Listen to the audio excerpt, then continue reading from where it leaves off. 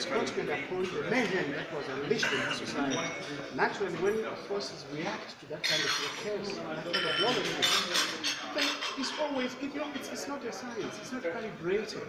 There's always that element of excesses which comes along with that kind of reaction, and that we fully acknowledge. But the critical thing is, whilst this country and this constitution acknowledges the right to demonstrate, that has to be done within the 4 pillars of the law. And violence is not a necessary ingredient at all. Do you admit that this has been a damaging week for Zimbabwe, for the new Zimbabwe? It's been a damaging week for Zimbabwe, for political parties, for political leadership, which must in fact inculcate a sense of peace, a sense of order, a sense of constitutionalism in this country.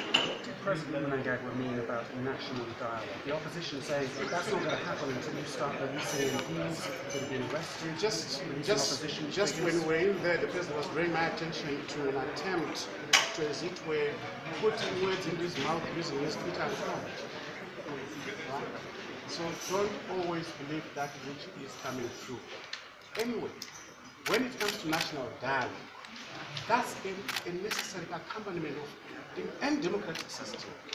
But if it is dialogue that is predicated on violence, on coercion, that will not fly.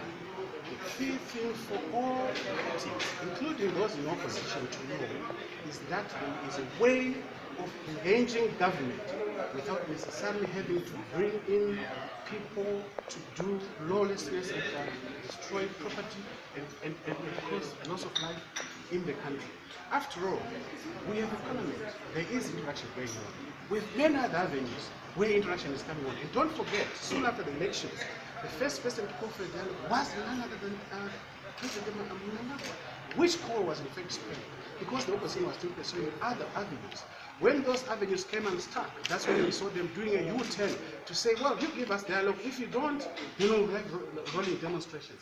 That is not how you engage a political system. Do you accept that some of the protesters have legitimate demands, that these are ordinary people frustrated by the economic situation here and angry about the seemingly chaotic way in which your government has implemented some of these reforms? To the extent that Zimbabwe is going through economic difficulties, to the extent that Zimbabwe is embarking on reform programs that are painful, and to the extent that we have had some shortages, necessarily the citizen has a right to express his disgruntlement with the way things are. But that's not to, as it were, suggest that that same citizen who is disgruntled has a right to take law into their own hands. It would be wrong.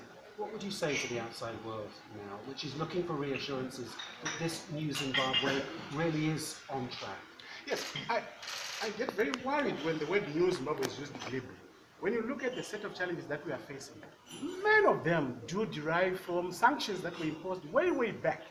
There's always that exhortation for a new Zimbabwe, without an exhortation for a new world that must relate to Zimbabwe in a way that is gainful to Zimbabwe.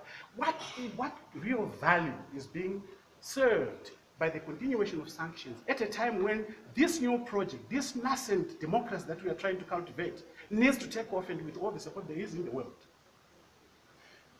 Sanctions is one issue, debt is another, foreign investment is another. Correct. How do you balance all those competing interests, those messages? On the one hand, you've got to criticize the West for sanctions. On the other hand, you need foreign investment. We do need foreign investment, and it cannot be predicated on sanctions. It is predicated on goodwill. It is predicated on enlightened self-interest from the world. And that's precisely what is our message to the world out there. We have the minerals, we have the hospitality industry, we have all those things that the world is looking for. And all we are saying is, come join us in partnership. So we move forward, not on the basis of compunction, not on the basis of condescension, but on the basis of equality as a people. Thank you very much. My pleasure. For these and other stories, visit our website www.263chat.com.